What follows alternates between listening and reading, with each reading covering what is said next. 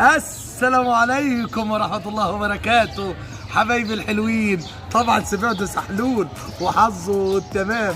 سحلول من غير ما اقول كان حظه زي العسل. النهارده قصة جديدة، قصة غريبة جدا جدا جدا، قصة عن لعله خير.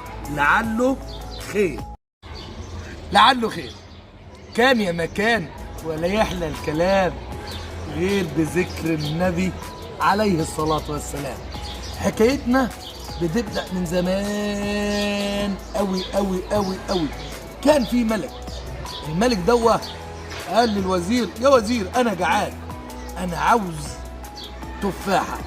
قال له: تحت أمرك يا مولاي، يا غالي عليا، يا حبيبي يا مولاي. قال له: يا وزير بسرعة هات التفاحة والسكينة.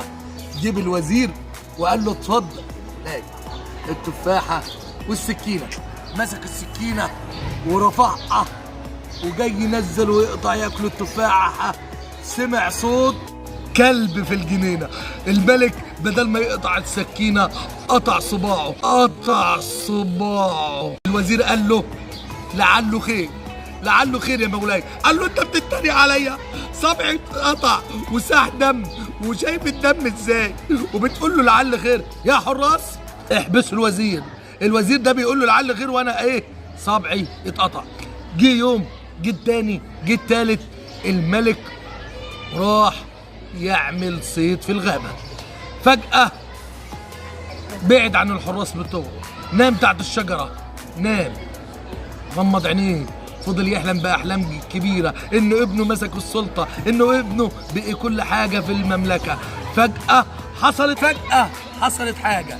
صحي لقي نفسه حوالين مجموعة من الناس اللي مش عارفة تتكلم، لابسين يا دوب مضارين الحتة اللي من تحت دول، وجسمهم كله عريان وسود، وعينيهم حمرة، واسنانهم زي ما يكون واكلين دم. قالوا له: انت مين؟ هو ما فهمش كلامهم وهم ما عرفوش انه هو الملك. قالوا له: تعالى احنا النهارده جايين، عندنا عيد الاله بتاعنا، والاله لازم ياكل واحد حلو زيك. انت مين يا ابيض يا جميل؟ انت لازم تاكلك. مسكوه نكلك، مسكوه وفضلوا يفتشوا فيه. فجأة حصلت حاجة. فتشوا في الجسم الملك، لقيوا صبعه مقطوع.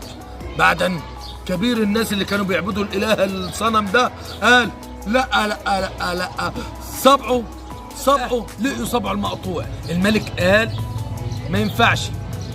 ما ينفعش ناخد واحد ناكله ونقدمه للاله صبعه مقطوع. امشي يلا، امشي. قالوا له: يعني امشي اعمل ايه؟ يعني امشي انت خلاص مش هناكلك. روح الملك وهو فرحان وقال: يا سلام، لعله خير. ده الوزير كان بيقول لي كده وانا كنت مش مصدقه وحبسته. انا لازم اول ما اروح هناك اخلي الوزير يطلع من السجن، لازم احيي الوزير وارقيه. الوزير كان عنده حق، جاب الحرس وقال لهم: يا حرس روحوا هاتوا الوزير.